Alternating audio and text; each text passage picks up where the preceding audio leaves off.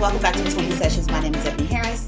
And I'm Elisa Bokeen. And we are two brown chicks changing the face of therapy on both sides of the couch. That song is hilarious. I'm never going to be able to sing along with you. That's not how this We works. need somebody to write us the song. Both sides of the couch. We need to have an intro where we actually don't have to really do anything. It just comes on. It's like, okay, today's topic is... Oh, you know I still got to do this, though. They might have to put that into the remix or something. I don't know. She's like, I still need to sing that part. to get ready for the podcast. You up for the rest of the podcast. That is hilarious. Thank you for joining us for another episode. Today, I keep getting lipstick on my teeth. Sorry, guys, that are watching.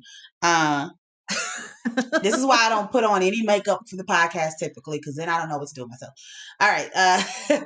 So we are talking about a topic I was thinking of. I trying to think of topics, and I was thinking, like, what's something that is easy for me and Elisa? And I was like, relationships. And I feel like this topic is one that comes up a lot, especially because we do relationship, marriage counseling, and oftentimes we go to therapy to fix our relationship, but also to figure out if that's even a relationship we need to be in. And so I was trying to think of a way, as opposed to just being like, when should I break up with my boyfriend or my husband? And instead of it being something like that, we were having a discussion about how we typically do therapy and what is entailed in that. And we aren't obviously going to tell you when to break up with someone or when to leave someone, because that's not our job in the first place. But the goal of therapy is to understand how to empower yourself to feel confident in the decisions that you make as far as life and as far as relationships. And so we wanted to just have a conversation about what that means and why it's important, and how do you feel empowered in a dysfunctional relationship or in a relationship that you're not sure if you should be in or not. So I don't know, do you have any other thoughts about intro wise? I do, because you said a lot of times people come to the therapy, specifically couples therapy, because they want to change their relationship. They want to fix their relationship. And I would add to that, sometimes we go to couples therapy to fix our partner. Like, that's really what we want to do. We want to. The reality is most of the time. Yeah. We have this idea that if our partner would just change these things that he or she is doing, whatever they're doing, then things will be so much better. And we don't always go into it thinking, well, I'm going to go to couples therapy because I need to work on my sarcasm. Right. So I think that's one piece. And then you said something else there about when we go to therapy. And now I forgot. So I'm sure it'll come back to me. Okay. I think it might be because we have similar, we have different approaches, but we have similar goals, I guess, as the therapist. And that's what it was. I remember go ahead. Now. I remember. And that was the other piece where you said, we're not going to tell you whether or not you should stay in the relationship. And I always tell people, if you have a therapist telling you, you need to stay in this relationship, you need to get out of this relationship, please run. Please go, because that is not our job. That is not our place. Our place is to give people a really, really good process where they can come to the conclusion of what they're going to do with their relationship on their own. It's not up to us. I don't have to live your life. I don't have to live with your partner. And so I rather you come up with the decision on your own. And I'm going to help you to have a different process on how to get that clarity. Right. So the piece about being empowered, which is what we wanted to kind of focus on, is that process of getting to a space to have clarity. Right. And so oftentimes when we are in this state of like confusion or just being unsure, it's hard to make a decision. And although we may know, like internally, we may know like, okay, I know this is what I should be doing. There's something there that's making you not so sure. There's something there that's making it difficult for you to just kind of stick with it. And I'm really big on, when I'm working with couples or individuals or whoever, I'm big on, don't make the decision on the worst day. if that makes sense. Like, you don't want to necessarily, I mean, unless it's like really bad. Let's not, I don't want to pretend like it can't get really bad, but you don't want to necessarily make the decision because both of y'all are showing up as the worst versions of yourself. You want to be able to say, I know who I am. I know what I need to work on. I have attempted, or I feel like I am doing the best that I can in this relationship, and it's still not working, and it still doesn't fit what I need. And that's where you want to try to get to before you make a huge decision. Because oftentimes when we make decisions on the worst day, then we end up regretting it, right? Because it's like, oh, but it gets better sometimes, or maybe I could have tried harder and things like that. But when you make a decision of like, this is not for me, and I feel whole and complete about that decision, and I feel completely fine with like the outcome of what may happen, right? The loneliness, the memories of, like, the hardest part I always say about breakups with anybody, relationships, family, whatever, is those little inside jokes that you don't always remember. And it's just like when it pops up and the first thing you want to do is like tell this person, and it's like, I can't do that. So preparing, knowing that you're prepared for that, you could deal with that, but you also know that this is the best decision for you. That's a good time to be able to make that decision, and feel confident, and this is what I need to be doing.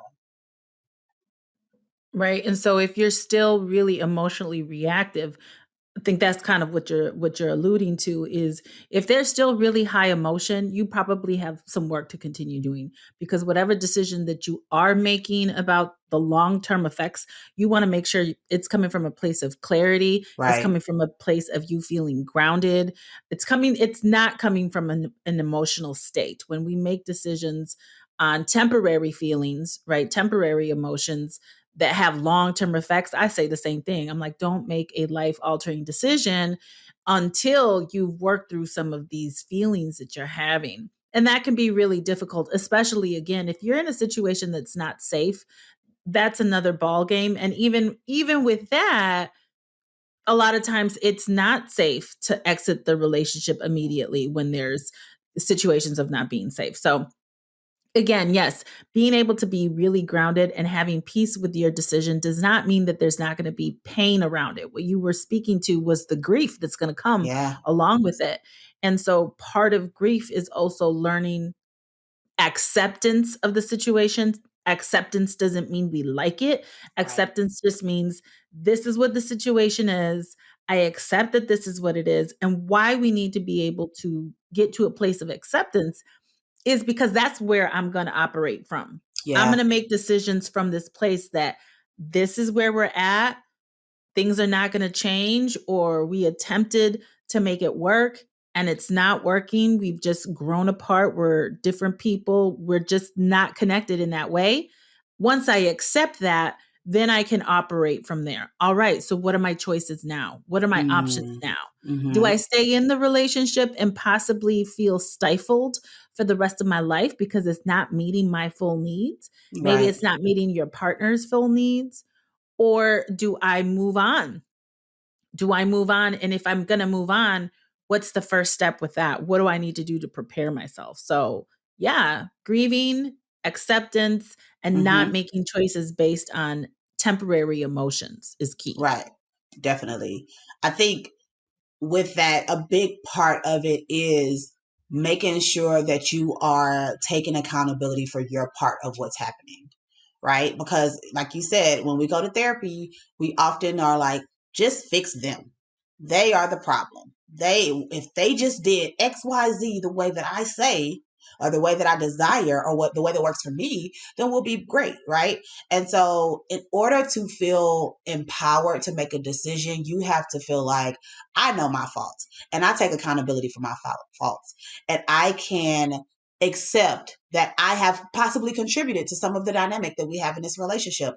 Whether that's I've chosen to ignore it and pretend like it wasn't there, or I poke the bear sometimes, whatever you want to call it, right? I might do things that I know will cause a reaction because I'm trying to get a need met and I don't know the correct way to be able to do that. So really taking accountability for your part in the space that you found yourself in, as opposed to just looking at the other person as it's your fault we're here, is a big part of becoming more empowered. Because once you decide, you know what, I know what I've done, I know how I've contributed, and I'm choosing to do something different, and if this no longer fits in this relationship, because sometimes it won't, right? Sometimes when we decide to grow and change and be better and become more aware and all of that, it doesn't always mean that you can do that in the same relationships. But once you have taken stock of what you've contributed and how you may have caused some of the issues that are happening, then it does make you feel a lot better about choosing to walk away. So I'm not even fully blaming you anymore. I can say this is what I was doing, but now I want something different. And so it just Right. makes you feel like Yeah. I can be clear on my decision, because it's not a one-sided decision. I'm not leaving you because you're so horrible. I'm leaving you because I want something different. Yeah, and it's not easy to get to that point, especially when you're hurt, especially when you're going into a situation where you probably legitimately are not getting the needs met that you need Right. met, right? So it's difficult sometimes when we're hurting to take a step back and say, well, how am I contributing to the current situation of this relationship? Because on some level, that can feel almost like we're shaming ourselves. And Mm, it's not that. This is, as you said, the most empowering thing that you can do. And sometimes it's difficult to see because we'll say, well, I wasn't like this before, or mm-hmm. it's hard for us to see that it's not this person. I'm only like that with this person, or I wasn't like this prior to this relationship. Maybe, maybe not. I don't know, right? A lot of times with our partners, you may say, well, I don't have this problem with anybody else, or I never have, nobody else has an issue with this. Right, because nobody else is built a life with you, Right. right? Right. Like You don't have any nobody other else, relationships like this one.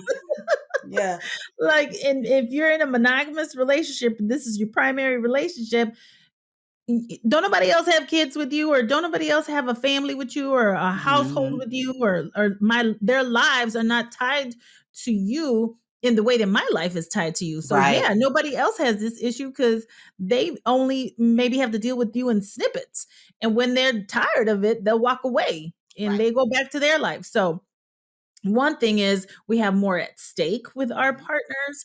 The other part I would say is look back to when you started the relationship. If there was a part of you that you lost going into this relationship, you say this isn't who I was before. Okay, go back to the beginning. How what did you tell yourself to talk yourself out Mm-hmm. of your core values, out of Mm-hmm. where did you begin to negotiate it? Like start there, right? Because Yeah. then that's the role that you played in it. Somewhere at some point, maybe you started to negotiate what it is that you wanted, or give up rather. Right. Give up Right. who it is that you are, and you started to operate outside of your own truth. It's so important to look at that because I've shared this quote before. It's one of my favorite quotes, and that is, "Wherever you go, there you There are." you are. And so that part of you that is at some point willing to negotiate your core values and not live in your truth is going to go with you. Yeah. It's going to go with you, and it may happen again. Right. If you haven't figured that out, it's going to be very hard to be preventative in the next relationship. And what you're talking about is truly understanding who you are, who you believe yourself to be, and feeling like that part of you or that version of you isn't showing up in the relationship. And truly getting back to that as well, because I think that's a lot of times when we can be in a relationship with someone, and what you said earlier makes is so true. Like, this is no, you have no other relationships like this for the most part. And even if you are in an open relationship, your relationship with this partner is still going to be different than your relationship with this other partner, so you definitely want to be able to recognize, I am different with this person, but then you need to tap into, why are you different with this person? Why are you different in these situations? And earlier when you were saying you don't have to be around them, I always think about, like, you probably have people that trigger those same things that your partner is triggering, but then you cannot talk to them for 2 weeks, right? But you can't, and you don't have to see them for 2 weeks. And so then by the time you see them again, Right. it's not They don't as, have to deal with you. they don't have to deal with you for 2 weeks or however long it is. And so when you see them again, oh, that's calmed down. But when your partner triggers a part of you, and then you see them 30 minutes later, and then you see them when y'all go to bed, and then you see them in the morning, it's a constant reminder of that part that was triggered. So that's why you really do have to be in touch with like who you are, what your values are, to your point, but also with them recognizing what our values are versus what our behaviors are. I think so many times we say, well, that's just me and I'm who I am and da da da, when that's really just like a behavior. It's not it's not your value. You being late all the time is not your value. Like that's just a behavior. And so Right. truly now Right. you feeling like you don't like to be rushed, or you feel like I don't need to like, you know, I don't need to have pressure or whatever, that might be a value, but you can't just say it is what it is. I'm just like, that's who I am, you know? So being able to even identify the difference between those things is really important as well. Right.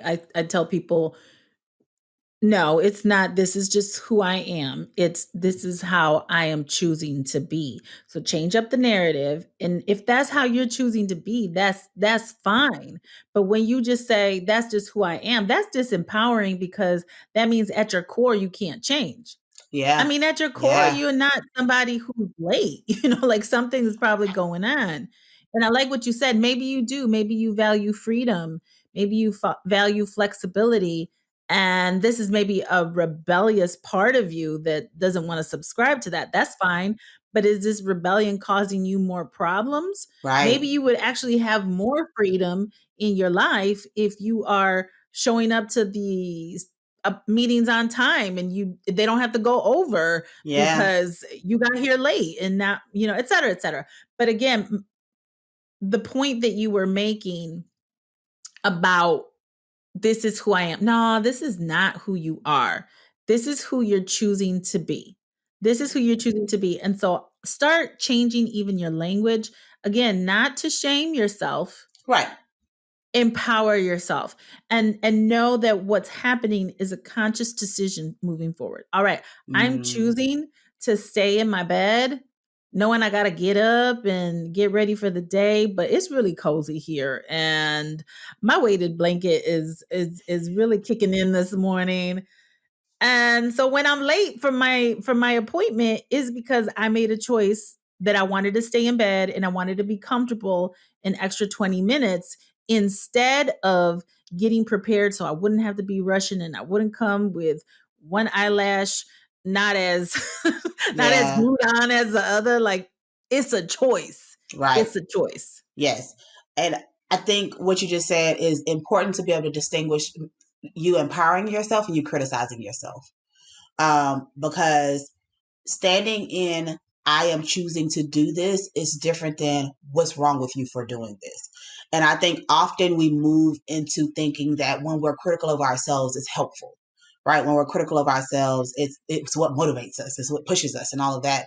But it really isn't. If you can be more empowered in like who you are and the decisions you make and why you make those decisions and have a better understanding and awareness of that, that is what helps. But just kind of beating yourself up for not making the decision that you think you're supposed to have made is you being extremely critical of yourself. So I wanted to make sure I made that distinction because you said shame, but I just always think of the inner critic that we all have, and recognizing that, and it typically is based on shame, but recognizing that there is a difference. And so how you talk to yourself is extremely important when it comes to empowering yourself.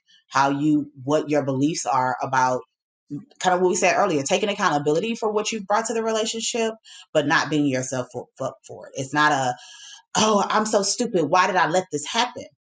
You made the best decision you did with the information you had. And so that's something to be said. And now you have new information and now you're planning to make a different decision, or you're trying to figure out how to make a different decision. That is amazing.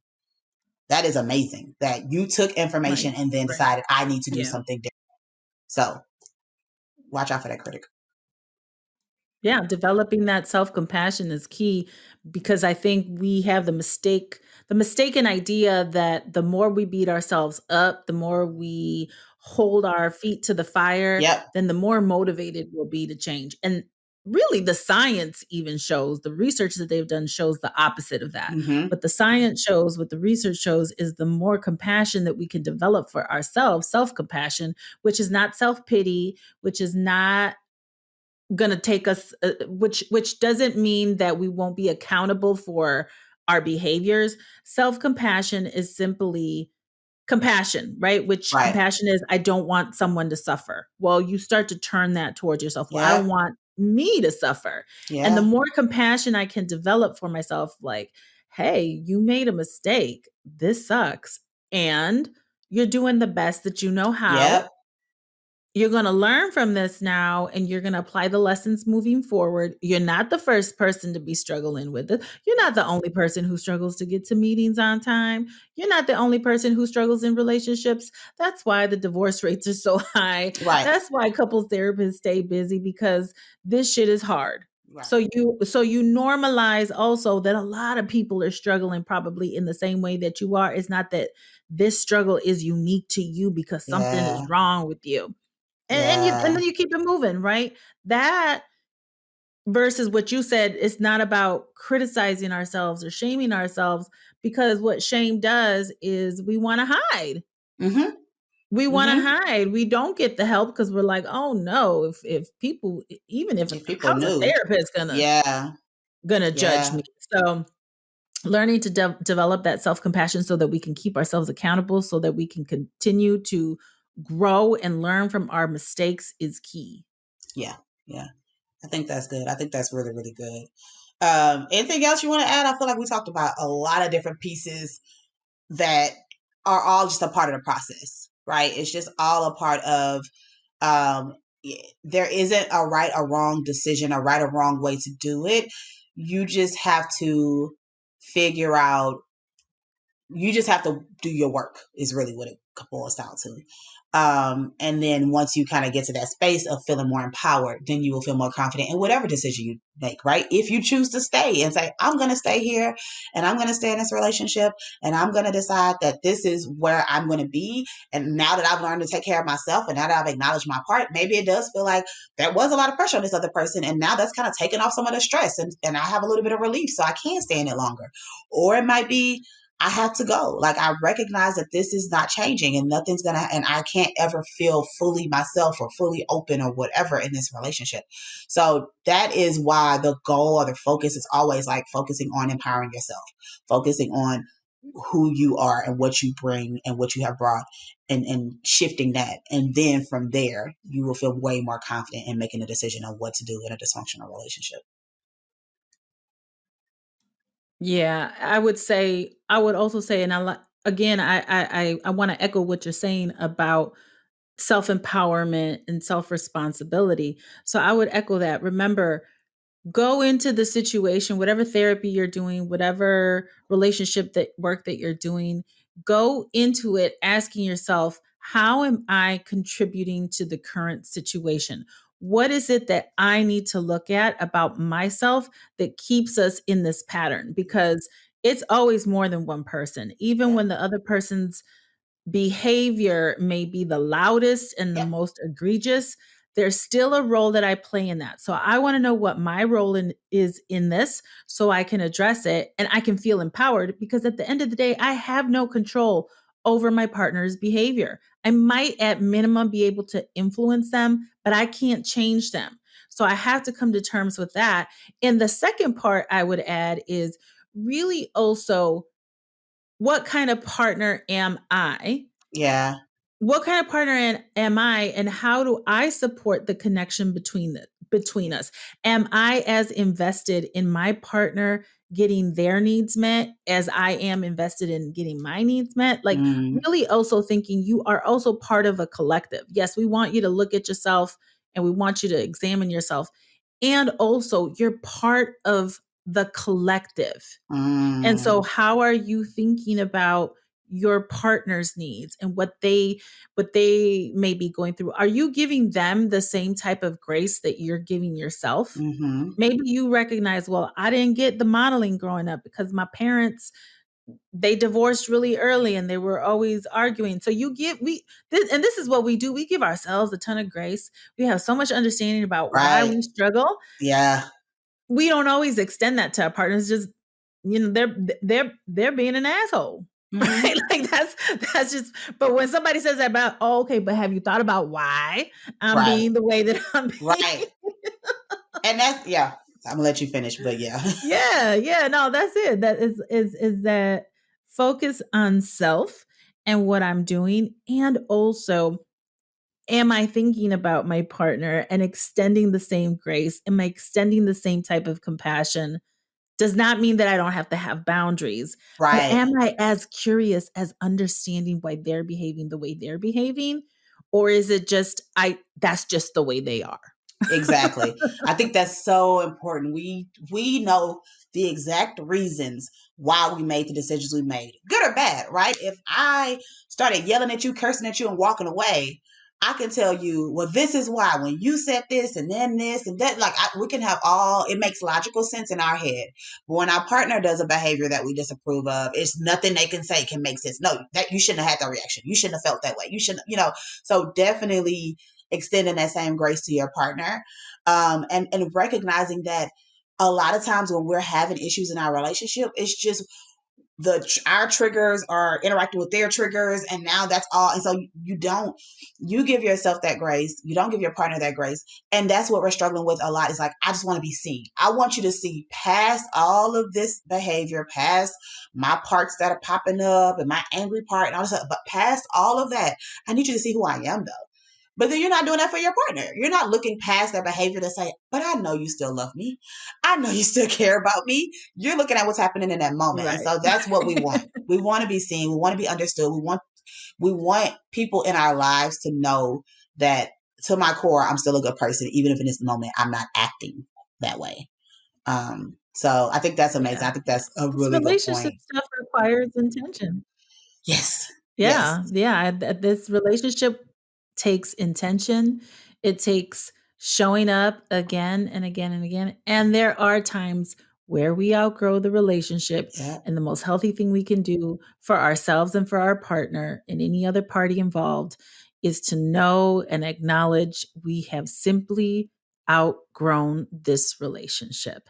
And when we can do that and we can exit it in a way that is peaceful and that we feel healed. We're exiting it and we're healed. Yeah.